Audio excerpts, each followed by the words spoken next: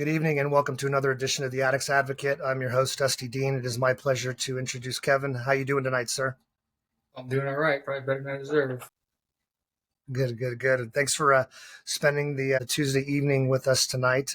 You are a veteran, and I want to thank you first of all for your service. It was my pleasure.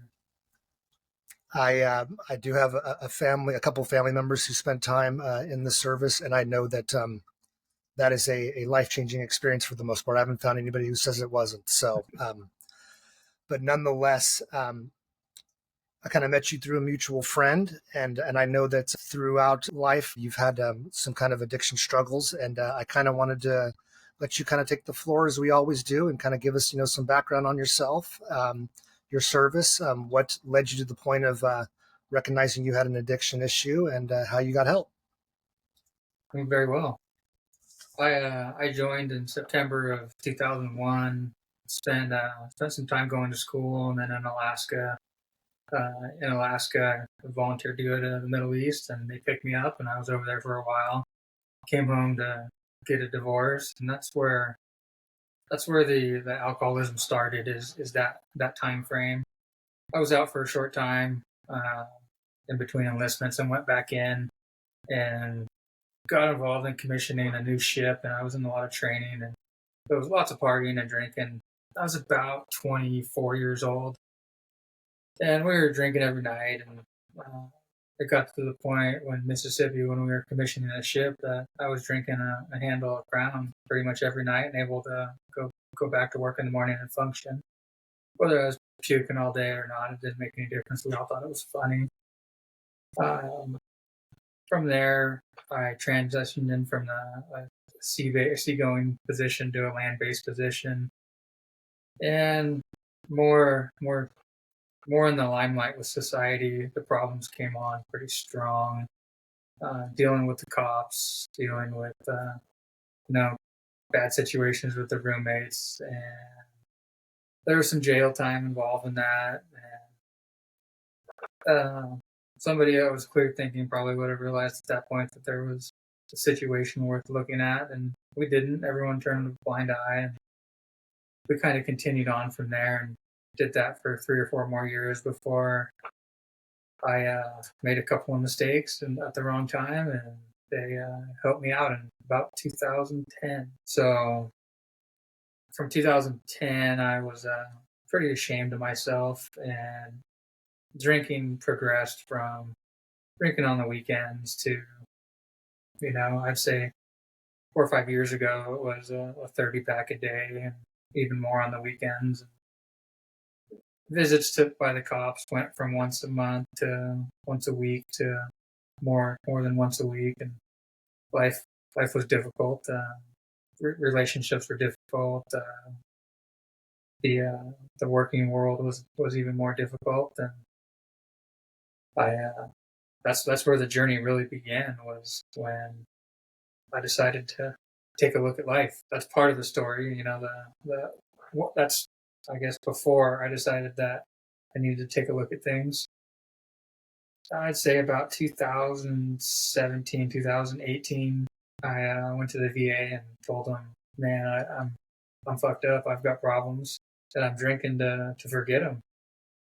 And they started me on Prozac, and I went through a bunch of different therapy and this and that, and nothing really made any difference. None of the medicine ever really did well with the amount of alcohol that I was consuming.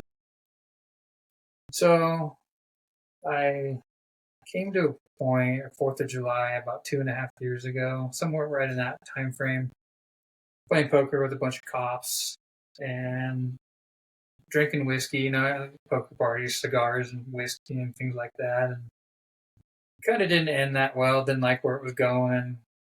Got in a pretty good argument with some good friends, and I don't know, guns were involved, and broken windows in the houses, and sleeping in the woods that night, and said, I'm done. I quit drinking that night, and kind of bounced around from one AA program to the next. And I don't know, I'm kind of a private person, and I wasn't too good for that stuff, but it just wasn't my speed. And I haven't drank since. I kind of messed around with the non-alcoholic beers, and I don't know. I was so scared to death of alcohol that it didn't have a fit in my life, so I kind of didn't even do that. And I don't know Wow. that. Like I told you, it's been about 2.5 years. Well, congratulations on that. Well, thanks. It helps having people supporting you, and Yeah. I think um, an interesting fact with all of that is it's not the first time I quit. That's the first time I said that I'm not responsible enough for this. I've tried moderation, and there's no such thing for my situation.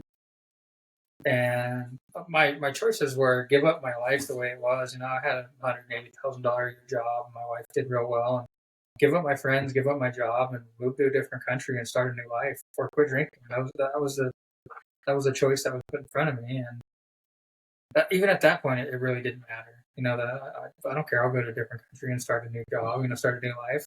But I finally said, look, man, you've been thrown out of the military, you've been in and out of jail, you've fucked up every $200,000 a year job you can imagine. It's time to give it up. Why is that stupid bottle worth all this? You can't moderate it. You can't use your brain when you're drinking it. So just quit. So I found a reason. I believed in the reason, and I quit. And I can't go anywhere without talking about it. Not because I want to, because people are amazed by the situation and they're interested, and it's made me wonder how I could give back a little bit, and being watching these guys just destroy themselves in the military because of it, and the military not doing anything about it. On the surface, they give you some bullshit awareness training and what to do if you recognize it. They don't support you in any of it.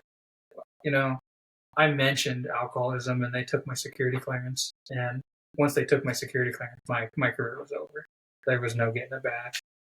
So, not that I feel they're fully responsible in managing someone's alcoholism, but maybe a little stronger awareness or leaning a little harder on it, seeing how prevalent that it is. What was the catalyst for you to go down the path of starting to drink where it ultimately became excessive? Because there's so much drinking and there's PTSD involved, and we've talked a lot about this, and what we've come out to is when I was in the Middle East, there was things getting blown up, and we were on ships and doing boardings and things like that, and people getting shot, and none of that seemed to bother me too much at the time. But when I came back, I actually got yanked out of the theater and came back because my ex-wife at the time threw a fit to the Coast Guard, and through their command system, they didn't give me a choice. They pulled me out. I came into work one morning, and they told me to go home, pack your shit. You're flying out today. And the shame that came with that, and the disappointment, and I've never been able to fix it. I still left those guys I was an integral part of the situation I was in. Kind of let those guys down for a reason that I didn't feel was legitimate. So I came home and got a divorce, and have been ashamed ever since. And like I told you, I got out for a short time, got back into the military without even addressing any of that, and got back into a pretty independent role and no oversight. I was, about 300 days a year on the road for 4 years, just different training schools, and that it just grew and grew and grew, and it wasn't ever addressed, and it grew until I fucked up enough that they threw me out. And you had a wildfire burning, and then they threw me out, and I was even more disappointed in myself and ashamed of myself, and it really never, even to this day, has never bettered itself. It's something that I've got to constantly work on. And so the answer to your question is through therapists and psychologists. It looks like the disappointment in myself is what that's the way I think of it. They think that there was some traumatic events over in the Middle East that could have contributed to how I perceive stress and things like that, but that's the medical side of it, or from what they say. I mean, I give it a little bit of credit. That's the past, and all I can do is make it better now. I definitely think that when it comes to mental health and the susceptibility of addiction, that things are cumulative, right? It's never maybe one thing. It usually ends up, there's compounding events that take place over time. And what becomes a simple remedy one night ends up becoming a habit, ends up becoming something that's no longer controllable, right? In order to remedy those things. And I feel that personally for myself, that's one of the things that I had to come to terms with, that, it was never just, a singular event that, made me, a raging alcoholic the next day. It was something that slowly over time, life experiences, family experiences, personal trauma, loss, grief, shame in myself, guilt in myself. And that is one of the things, especially with addiction and alcoholism. It's just the shame and the guilt that we have within ourselves, not only for simply doing it, but you also had this catalyst of feeling like you were letting others down, that were depending upon you. What's interesting is that my biological father was in Vietnam. He had a rough childhood. And mom was married multiple times.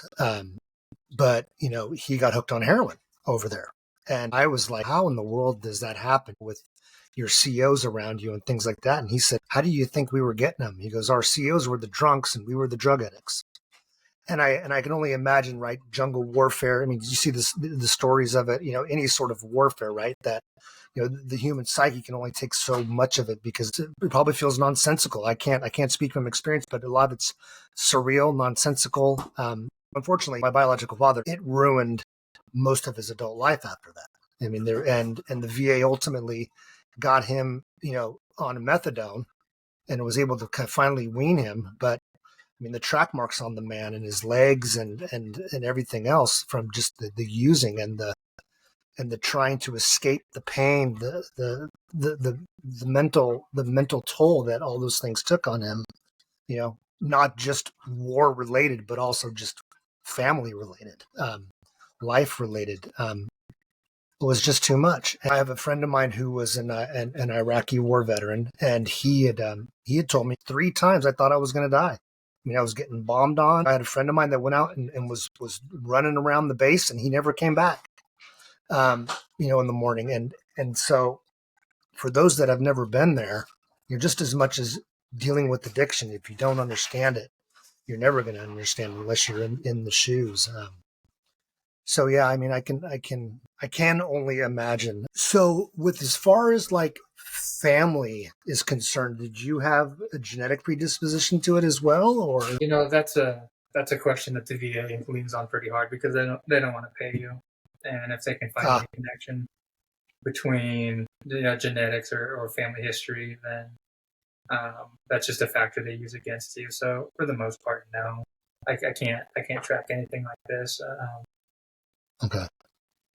Like I said, how fast that it consumed you.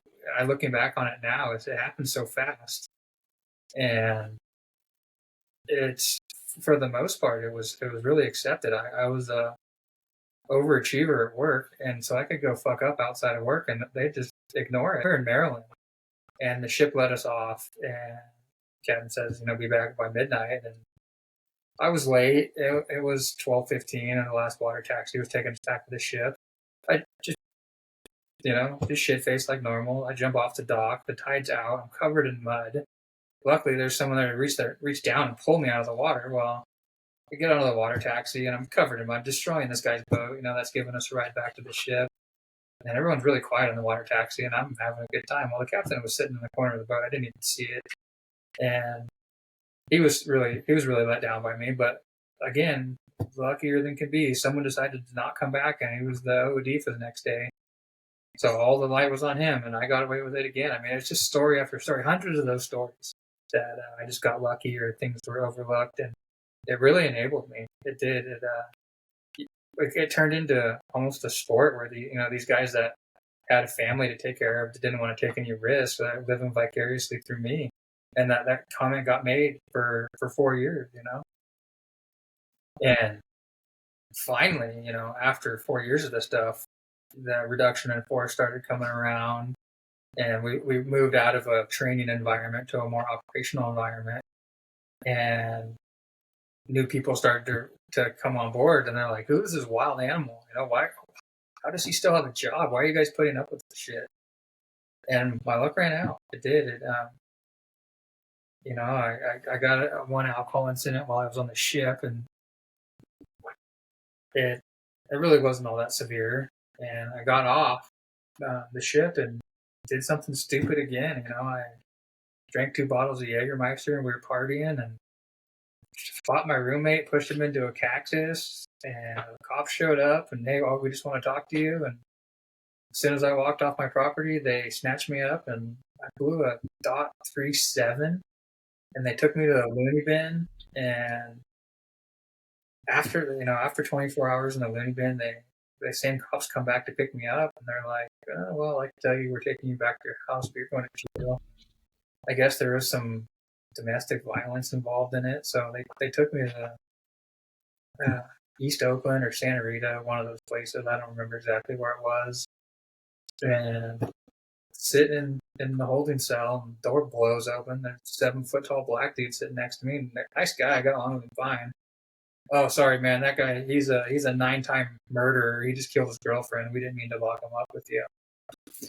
At that time, I'm like, what am I doing? How am I even here? I hold a top secret security clearance. I'm in the military. What is going on? I mean, how is this allowable? And that was it. The DA dropped all the charges. My chief and I showed up to court, and the DA said, "We've dropped everything." The Coast Guard said, "You brought, discredit upon the Coast Guard. This is your second chance. You're out of here." And that was it. 10 years. And see you later. So it's just, I'm not blaming them. I take 100% responsibility, but the way they enabled it, and the way they just, I'm gonna guess, failed to help their guys out. I mean, they had plenty of opportunities, and they know it, but it's I don't know. Like I told you a while ago, I had considered trying to get re-involved in their alcoholism program.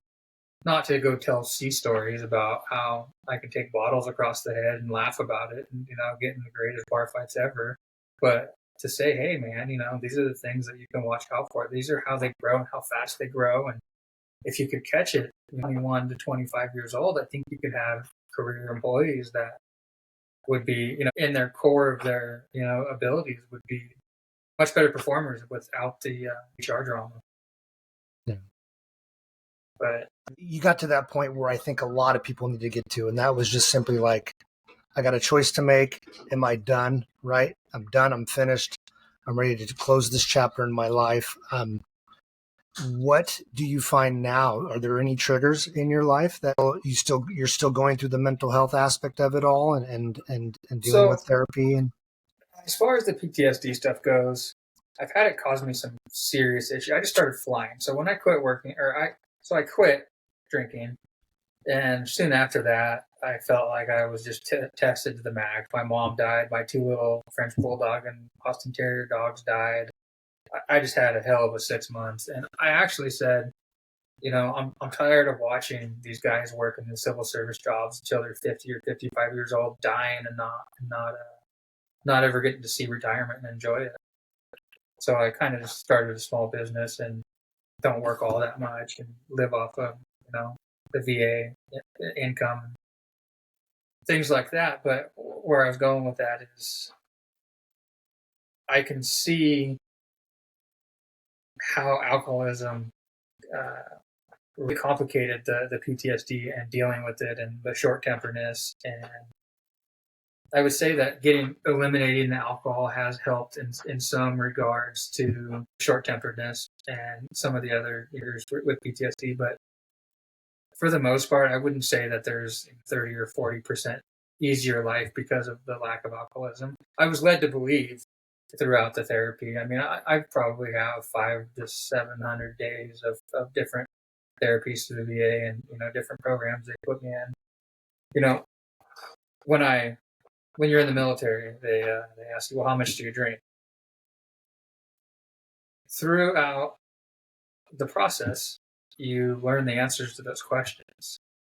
If you sit down in front of a military doctor or an outpatient clinic and you tell them, yeah, I'll go out on the weekend and I'll drink 70 beers and 2 bottles of Captain, they'll lock you up. It actually happened. I answered the question. They sent me to outpatient treatment, and I got there and they locked the door behind me. And I said, "Hey guys, this isn't going to work. Here my referral says outpatient. We didn't agree to any inpatient. Well, with your screening, you need a 30-day detox."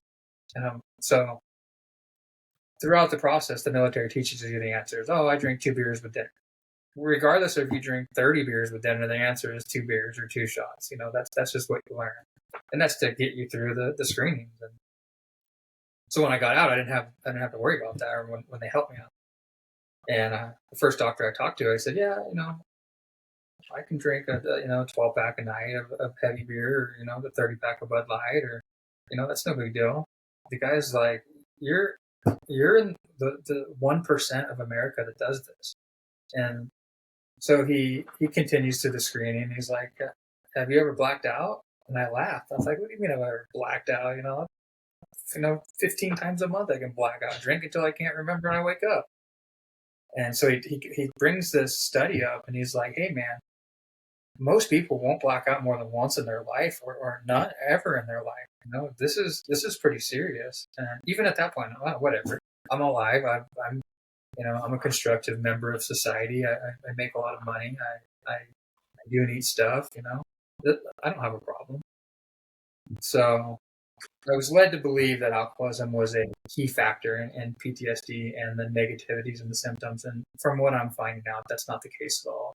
There are some things that are easier, but it's not a catastrophic change. I agree with you that being sober makes all the emotions probably a little more raw, or at the very least you have to now address your shit, right? If I'm losing my shit and I'm being a wild animal, I can say, hey, this is psychotic. You need to knock this off. Here's a quick story.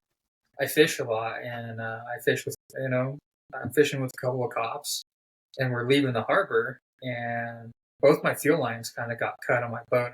And the day prior, I had passed a guy. We were going to fish in Fort Bragg, and the day prior, I had passed a guy I was supposed to meet up there. And it was a tight pass. I probably shouldn't have done it.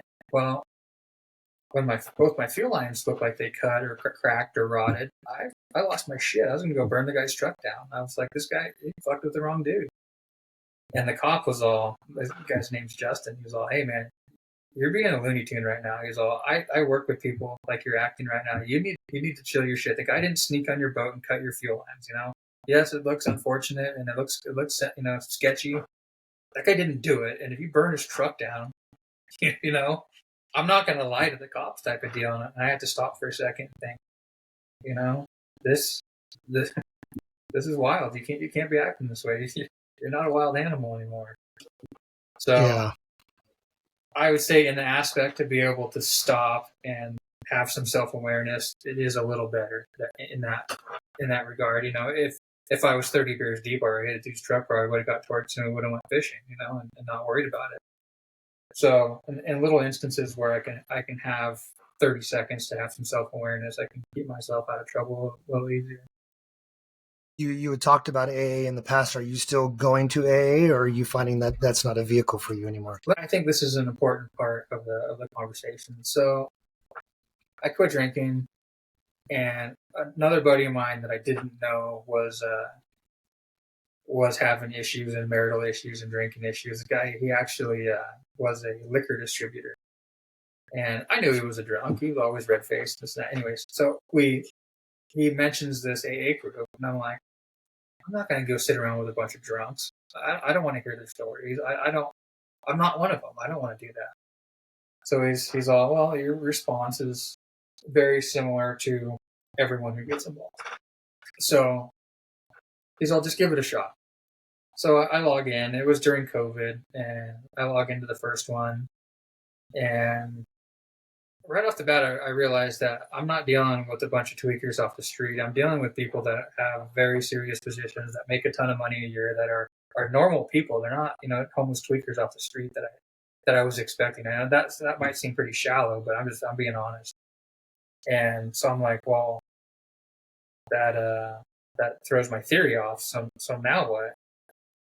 So I get a phone call after the meeting, and it's a Marine vet. He owns a 7 or 8 figure a year company, and he's all, I saw your attitude immediately when you got involved with us, and I just want to talk to you about it. And then he's all, this is me. So just kind of vetting himself, free-heartedly vetting himself. So I'm like, wow, I'm not dealing with this. And he said, let me just be honest, you've got a very slim chance of doing this without some sort of program. It might not be VA. VA might not work, AA might not work, but you need to find something, and because it's a long, dark road without it. And I talked to him for about 6 months, and I don't know, fire kind of burned out a little bit, and I kind of agree with him that it for the first year it was a long, dark road, but I had a good group of friends, and I had probably the most solid justification in my mind that I believed it, that I was going to quit and never drink again. This wasn't a 6-month tour. This wasn't a hiatus or a ploy to keep my marriage together. I'm not responsible enough to drink. I have had example after example of that has shown me that I'm not responsible enough for this alcohol, and I'm going to figure out how to live life without it. And I did. I figured out how to go to parties and not drink. I figured out how to go fishing and not drink, go camping. And I'm not going to lie to you. Does it suck sometimes? Does it suck 80% of the time still? Yeah, I would say that 80% of the time when I'm around a group of people that are drinking, I'm not into it, and I'll leave or go to bed early. But there's a part of me that says, look, Kevin, these guys have been dealing with you for the last 10 years, being a fucking wild animal, breaking bottles over your head, running around naked in front of these people's families. You owe them a little bit, so I'll sit around and deal with it. And I don't know. I feel that's like a little bit of my debt being paid back for dealing that. So I guess to circle back to your question, AA was about a 3-month portion of my life. I'm not too good for it. I didn't have the concentration at the time to invest in their program. I felt like I wasn't in a good enough spot to give them what they needed. So I did not do it. I did not do more than 5 or 6 different meetings, but I came to terms really quick that I was not too good for it. I wasn't drunk, so I wasn't in the group of the correct people. But no, I did not use that. I did use some VA counseling that really wasn't effective. The most effective part of it was I had a reason. I believed it. I still believe it. And I had a healthy fear of alcohol. And that was good enough for me. It's interesting you bring up a couple of good points. One, one of the reasons why I wanted to do this podcast, just in general, was because I recognized kind of like the same way the preconceived notion of getting into an inpatient, hanging around with people in some sort of group in a circle, talking about your problems, that you're dealing with basically a bunch of degenerates, borderline homeless people. What do I have in common with them? I was high functioning. I did a lot in my life. I've accomplished in my life. And I recognized that, wow, I was surrounded. I feel like I've been surrounded by so many brilliant people in this process and I think that there's something to be said about addiction and high functioning people, because I think that the brain's moving probably faster. We maybe, feel more. And so just bearing the weight of that is just heavier on us than maybe some others. But I recognize that, 2 things. One was that I'm going to squash that stigma right away. There are great people that just recognize that they have a problem and they're trying to find a way out of it, because they don't want to lose everything they've worked for. You hit it on the head. With what you just said, those 2 factors that you just said need to be exposed to the world. Those 2 factors need to be exposed, because there's a lot of people in my position. When you have something to lose, it's easier to cover it up. You have a security clearance, or you have a good job. You have something that you can't be in the news. You can't be in a newspaper type of deal. You're high functioning and you're intelligent. You can cover it up. You can hide it. And Yeah. These people aren't the only ones in the world that are aware of that. That's something that really needs to be, addressed at a higher level. I think it would help some people out. We were talking about, like thought processes. And I think that there was a study done where they say that, normal, whatever normal means nowadays, but a normal person's thought patterns are typically around the range of 50,000 thoughts a day, whereas somebody with an addictive personality, with an addiction, is typically like 80 to 90,000. So you're almost thinking twice as much, right? And so if you compound trauma in your life, I mean, you're thinking about it doubly. If you have the intelligence, right, you're in this war within yourself, right, about what you're doing, why you're doing, but at the same time, you can't quiet down that voice inside of you. But I think, like I said, there's a ton of great information about what addiction is that a lot of people don't realize still, because especially like when you look at it from the normal person's perspective, right? They just sit there and go, "What's the matter with you? Just quit." And you're like, "Well, it's not that freaking simple," right? And a lot of people reach their own rock bottoms. I think the Al-Anon thing is so important, right? For people that don't understand addiction, it's like, well, number one, you can't control it.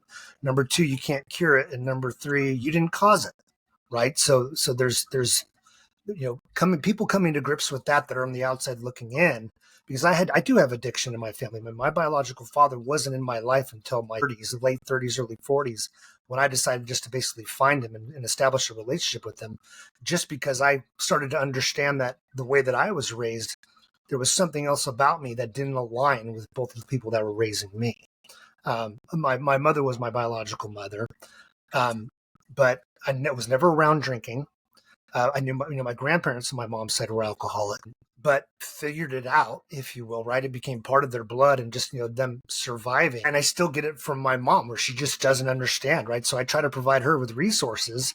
There should be a greater empathy, looking at addicts, because addict, for the most part, is a bad word still. It's still a very much a bad word. And it's like, we've squashed so much about so many other things in this world, that you look at it as you have to look at it like diabetes. I mean, we still have to control it, but I have an addiction disorder, right? And so now it's really just a matter of managing it. One of the other things that you said that I think is very, very, very poignant is like when you're talking about being sober around these get-togethers, around friends and stuff, and recognizing that that you were out of control at times, and now you have to kind of sit and be the sober one while everybody else seems to be having a good time. Of course, they're doing it maybe in greater moderation than we ever have, but that's the problem with the disease, right? That's the sneaky way that the addiction comes back at us, because what ends up happening,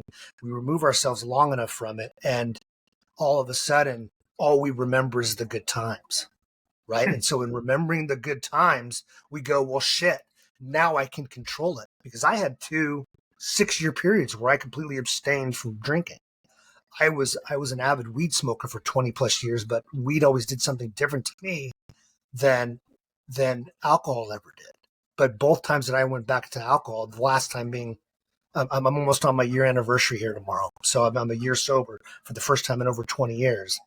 And I mean, alcohol was a rapid descent, and each time it was more dangerous. I mean, the last time was a year and a half where Let me let it me was ask you scary. something about what you just Yeah. said. So this AA semi-sponsor guy tells me, he said, I can see that you're not going to stay involved in this, but let me leave you with something. He said, if you decide to start drinking again, it's going to take you less than 2 weeks to find where you left off. And anytime I'm out on a boat or with people that would never say anything about having a beer or this and that, it's like, I've got lots of good things to do in the next 2 weeks. I don't have time for that. And did you see that? When you started drinking again, did you see that in less than 2 weeks you Yeah. found where you left off? Because I was a weed smoker, right? I kind of had something else that kind of did it to me, right? So I was a little bit slower. The first time I was definitely slower. I mean, so I basically quit drinking in '08 because I got a DUI.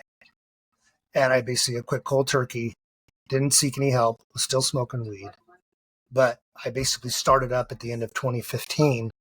And in that year's time span, I lost the man who raised me. I lost an aunt 6 months later. And then I lost my biological father almost a year to the day I buried the man who raised me. And so I ended up having to quit basically at almost a year to the day that I started drinking, because again, I was in a blown out argument with my wife and my mom at a casino in Reno. Just recognizing that I was just constantly taking myself to oblivion. The next time that I get into it again, it was slower because I was dealing with weed. But I tell you that what ends up happening, I think what gets people, especially if alcohol is their only, drug of choice, if you will, I think what happens is that the mental obsession becomes so ferocious, right? Because I've had people that I've talked to in rehab that have tested the waters. I still have a social network. I used to be that person, that could make, I want to be able to be that person that goes out with friends maybe once a week, has a glass of wine, and that's it. And they try it. And what ends up happening is that they obsess about when they're going to drink next again, immediately thereafter. It's like the brain just switches. And I think that's the biggest problem, is that you end up getting yourself back in this addictive, vicious mindset, that the only way that you satisfy that, because now you've shut down your life, you may be functioning in the world, but you're not thinking about anything but when I'm getting that next drink, that then all of a sudden you satisfy it. Maybe you're pissed at yourself because you did drink again, but you're like, screw it, I'll start tomorrow, right? I'll go back on my sobriety tomorrow. And that mental obsession becomes so strong that it just leads you down the path. I do think that it's truly progressive. I mean, the year and a half that I had up until quitting in August of last year was dramatically worse than the previous time that I was drinking from 2015 to 2016. Dramatically worse. I mean, like 10x. And that scares the shit out of me too. But for me, my biggest thing was mental health. The thing, what came first, the chicken or the egg? I don't think you can get around addiction without talking about mental health in some sort of capacity. Mental health issues may drive the addiction, right? And then conversely, right? Addiction drives a mental health problem. Depression, anxiety, those things kind of come because you're screwing with biochemistry. You're screwing with dopamine. You're screwing with all these things that become dysregulated, that nothing feels good anymore until you get that drink to re-regulate your dopamine. And so that's why when people say, screw this, I'm done drinking, and they get pissed because they've had a massive, they've had an idiot night or whatever they've done. They wake up the next day going, never again. For that whole week that they're at work, their dopamine is so dysregulated. They feel like so much shit that they also sit there and go, look, I didn't drink for 5 days. I can control this. And it's right back to where they were at, right? Oh, yeah. It's right back to where they were at. And that's the thing that's so vicious about this. They call it cunning, the AA thing, right? Cunning, baffling, powerful. When it comes to AA, for me, I don't need it either. I was utilizing it, and it was a great place to vent. It was a great place to recognize that I'm not alone. It was a great place to have that community. I have a community of people that's literally now through, just simply the social media addiction network that I'm managing. I still go to an aftercare program once a week from an intensive outpatient program I did after my 30-day detox at Silicon Valley Recovery in San Jose. I did like a 12-week, I did 36 sessions, 3 hours a night, 3 times a week. And then I go to an aftercare program that's basically available to me for life. That's once a week. That it's basically, it's an hour and a half of us basically bullshitting, talking about our week. We go around the horn. I've got guys in there that are 200 days. I've got people in there that are 1,000 days. And we all kind of relate. We all kind of jive. We understand each other. So that's what's awesome about it, right? So I do enjoy that. And I know that fortunately there are different systems outside of AA now that are trying to really gravitate towards that model. Some are very fitness oriented. Some are literally just, hey, let's just powwow. We don't need to get into, doing steps or whatever the case may be. But I do think that AA, if somebody doesn't have any resources and they need something to grab onto, I mean, the AA gives you the toolbox, right? Here, do this, right? It'll keep you occupied, right? It'll do those things. But for me, addressing my mental health was the saving thing. If I didn't address my mental health when I left, unfortunately, where I was at, Silicon Valley Recovery, was a dual diagnosis. They were addressing my mental health simultaneously with my addiction. And so being able to mess with medications, depression, anxiety types of medicines, and taking a good cold hard look at myself, and also regurgitating shit traumatically that I had deep down that I just tried to push away and never think about. Getting that out of me and getting to a point of closure with some of those things was a godsend. But if I didn't have any of those things and I just basically went through that 30-day, I knew the moment I got home, before I got into that intensive outpatient program, I'm like, well, I felt great leaving there. This ain't going to work. I need something to keep me going, right? Whether it be, having friends that understand. And again, it sounds to me like you just basically act as an ambassador. You can't get around the fact that people talk to you about it. You talk, and I think that that's what's fascinating too, is that people almost get a sense, right? Because there are people out there hurting that don't know who to talk to, are afraid to basically put it up there and say, hey, this is my issue. It's 50-50. It's 50% right. The people and 50% their families. Right. Yeah. Right. And I think that that's huge. Mental health, a critical incident mental health, doctor essentially come to me when we were on a vacation down south and said, my son is going off, the wheels are coming off. I can't do anything about it. This is somebody that, has years and years of education for it. That one caught me off guard. I still haven't really followed up as much as I should with that situation, but the first thing that comes to mind is, who the hell am I? Why? What am I going to do to, give out a few course corrections to change somebody's life? I mean, I kind of got an earful and was told, who are you to not try? Why would you not try? You can't make it any worse. You're not going to go grab a bottle at the liquor store and bring it to them and say, hey, let's get hammered. So I don't know. I mean, I do want to give back, and I think that there's plenty of avenues. This probably being the first one, and I don't know. I look forward to it. It's interesting because I've had a couple of people now that are been in rehabilitation that have said the same thing. They had, like they were basically just coming back to work, right? And they were on a Family Medical Leave Act, right? They get back to work, work ends up finding out why they were gone because they were in rehab, and they end up going to somebody from HR that ends up divulging to them that they've been struggling with their alcoholism. Had another individual who had said that like he could sense that things had changed with this employee who he's known for decades. And the employee basically resigns to him, basically telling him what his issues are.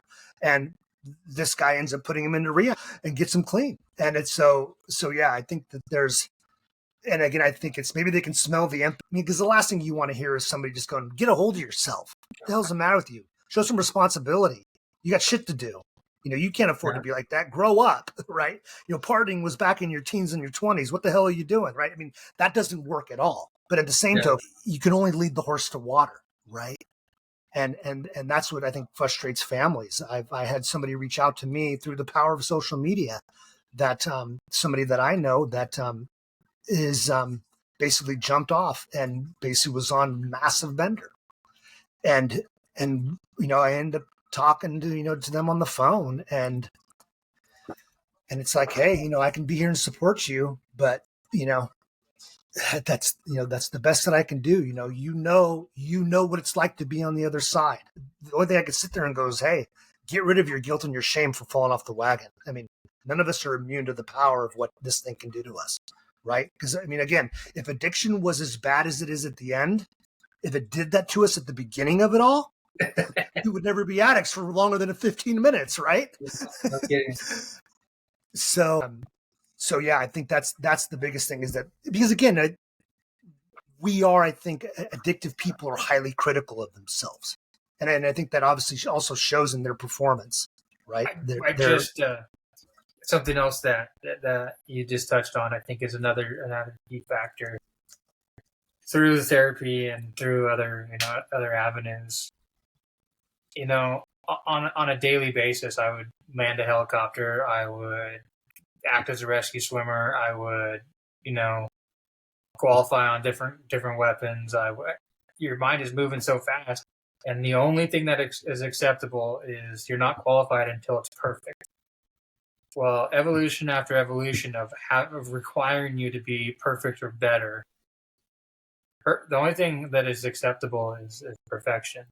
Well, when you get out and you strive for perfection, you get passed up by the guys that know better and will strive for something that's 80% perfect, and you're still trying to make something perfect, and they've moved on to 3 different projects. So, the point being is the conversation I had is the the world that we lived in where perfect was the only option is no longer the world that we live in. If you shoot for perfection in this life that we live in outside of the military, it's going to bring you pain at so many different levels and different avenues of your life that you need to work on that. That's something that needs to be, your top 10 priorities and things that you're going to work on in yourself is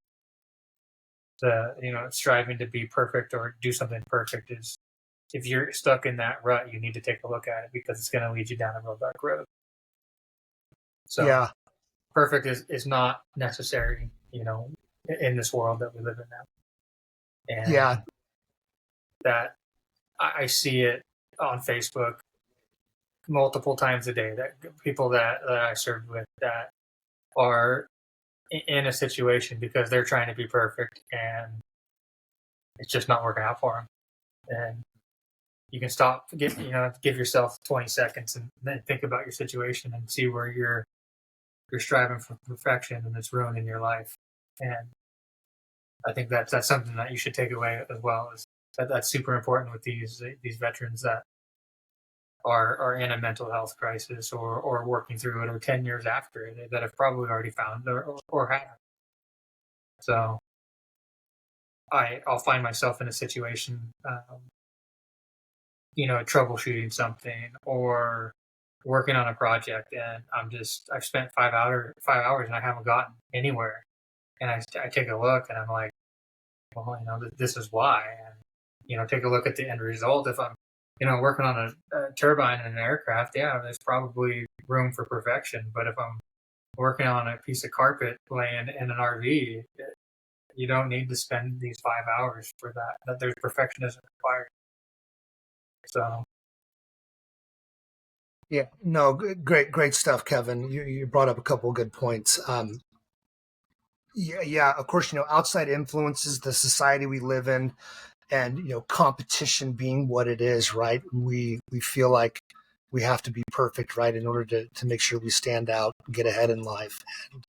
And I think one of the things with coming to grips with what we are, right, is going back to this notion of self-love, right? And also, taking care of ourselves.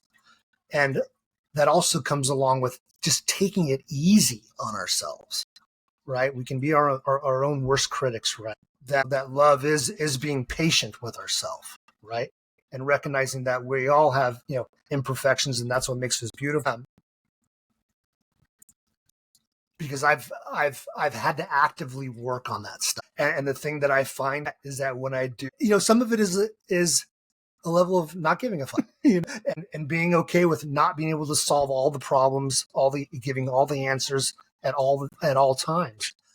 My industry is such that I have we call the job lots of mundane with sheer moments of terror. And in those sheer moments of terror, we have to go through a decision tree mentally, do massive amounts of calculations, make rapid fire decisions in a very short period of time before the consequences become such that we then have to make a whole nother series of different decisions and involve a lot more people. And so I understand those things, and a lot of the things that I don't understand, I'm like, you know what? I don't have an answer for you. And so I can see that I'm never on an island, because I think that that's important too, right? Is that we feel like we have to have it all and know it all and be all things to all people, including ourselves at all times. And that's just unrealistic. And so, yeah, I think that's where, again, I think, because I think that we lose that, right? I mean, we're there's so much external stimulus in our lives that we've forgotten to truly sit there and go, what do I want? What truly makes me happy? because again, we do have these notions of these snapshots in our life, right? Well, if I get this, that's going to make me happy. If I have this, that's going to make me happy. If I'm in this type of relationship, if I have this type of job, if I have this type of house, if I have this much money in the bank account, if I'm set up, if I've got these, everything all planned, everything, it's still, it's just a snapshot of our life, right? We have to live life, and I think that's important.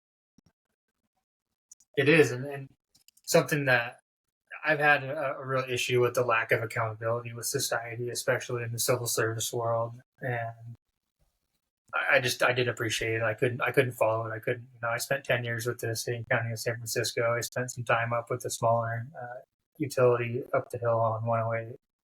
And the lack of accountability is just disgusting. And from what I see, unions in general, the lack of accountability is just absolutely terrible. And so I thought that's just the way it's going to be for the rest of my life. Accountability is not going to be there until I bought an airplane. And you work on your own airplane. And you're going to find out real quick where perfection is required or not, because you'll be dead if you make, you roll the dice and you make the wrong decision. So in the last year and a half, I've become, I'm real involved in the aviation world, and it's kind of grounded me in the world that yes, there is lots of accountability left. Accountability at the level of the military, it still exists. And so yeah, that was a real grounding experience in my life, was getting involved in aviation, flying, owning your own airplane. It was a positive experience to realize that, I haven't, my mind, my thought process, my brain power hasn't slowed down since they came back from Iraq. It hasn't. They can't do anything, to slow it down. So I just have to manage it and, get in an airplane and fly at 2:00 in the afternoon in the Sierras, and you're getting the shit beat out of you. You know what, man? You got one thing to focus on. It's keeping the airplane in the sky. So there is ways to slow your 100,000 thoughts a day down. It's get in turbulence in an airplane and be the only one that knows how to fly it. So the point being is, these different experiences in my life have definitely hurt me, but now I'm kind of on the other side of the bell curve where I'm finding experiences that are helping. And a lot of my friends, I don't know how this happened, but a lot of my friends work in the law enforcement community, and they say, similar to you, we don't do shit for 8 hours a day, and then the 2 minutes that we have to work a call could involve us the next 6 months, and could possibly cost us our career if we, say we do the wrong thing. And so it's good to have that community, because we laugh and share things back and forth. It helps. Yeah, you brought up something else. I think that's very important, and I think from the perspective of addiction, a lot of people go through life just kind of eking out an existence and setting up frivolous goals, and maybe aren't as tuned to what's going on in their lives, and end up wasting decades. We wasted our decades by imbibing too much and not remembering things from our addiction. But in sobriety, right, there's a sense of presence. And that's the one thing, right, you talk about, especially like flying a plane, is that you're not thinking about anything but the moment at hand. You're completely in uber present. And that's something that society, for a lot of times, just we're not there. We're off somewhere else mentally. We may be physically somewhere, but we're in our head about something and not. And that's the beauty, I think, that in sobriety, our next 10 years may be that much richer than somebody else who's never had to deal with things that we've dealt with, for that same period of time. So that's a blessing, right? It's a tough way to get there. That. I haven't looked at it that way, but I do look at it. I mean, just to share that, to rope back in the last 15 years of negativeness, of people not being accountable and just being shitbags, to my thought process being, 3 times what someone who hasn't been through my story, my shoes, never changing. Just thinking it's never going to be that way. And then I was flying through Markleyville in some pretty nasty winds, and I got back on the ground, and I was like, holy shit, for the first time, 43 years old, for the first time in the last 20 years, I wasn't disappointed in myself. I wasn't ashamed of myself for getting kicked out of the military. I wasn't thinking about anything else. I wasn't solving, world peace. I was in the moment, only in the moment, not thinking about another thing. And it kind of gave me hope that, that's just one, one That's instance awesome. in this. Yeah. That is awesome. That is awesome. Yeah, I'm dying to go flying with you guys. I Come on I up. know I'll the come point. pick you Yeah, up. I can land in your backyard. yeah, no kidding, right? Yeah, I'm out here in beautiful Livermore. There's lots of airplanes around there. Yeah, there are. Um, we've done a lot tonight, but I appreciate your time. I guess my final question for you is: you have another suffering service member, brother or sister, who's dealing with the issues that you've dealt with. What sort of advice would you give? The core of it for me was finding that reason that nobody else gave me, that there wasn't an intervention that talked me into it. There wasn't a new experience that has brought that to me, that reason or that cause. It's something that you've known for a long time, and a single event just reminds it, has reminded you for multiple times. This wasn't the first or second or third or fourth time this negative situation has arose. When these situations keep arising in a negative fashion, take it for a second and invest some time into it and think to yourself, why is that bottle worth it? Why is that can worth it? You're not responsible enough for it. Moderation hasn't worked. Short-term abstinence hasn't worked. Give it up. Give it up with the mindset you're never going to do it again, and see what happens. And, I invested in myself, and it's a work in progress, but it's worth it. I mean, I've got opportunities today that I would never had when I was still drinking. So find that reason and give it an opportunity. You'll know it when you find it. Perfect. Yeah, no, yeah, you don't know what's on the other side of it. And people think that it's nothing but just misery. And it's partly just because of the fact the addiction is having its way with you. And there is a brighter future. I had a counselor, because I told him, I was like, hey, in my addiction, I did this. I mean, I was pretty freaking phenomenal, with all the things I did while I was still managing my addiction in maybe a better way than I was to the point when I showed up at his place, right? But nonetheless, I was managing things. He goes, just imagine what you would have accomplished if you weren't. And I was like, wow, I'm like, that's profound. Kevin, bud, I appreciate your time. Please keep in touch. I'll have to come out to the Valley and come visit you and learn a little bit about airplanes. Because there's a whole bunch of backstory on all that I'd love to share with you about my own personal experiences with airplanes growing up. So, but we'll save that for another conversation. So, again, sir, thank you for your time. You have a good night. God bless you. Yeah, you too. I appreciate it. Thank you.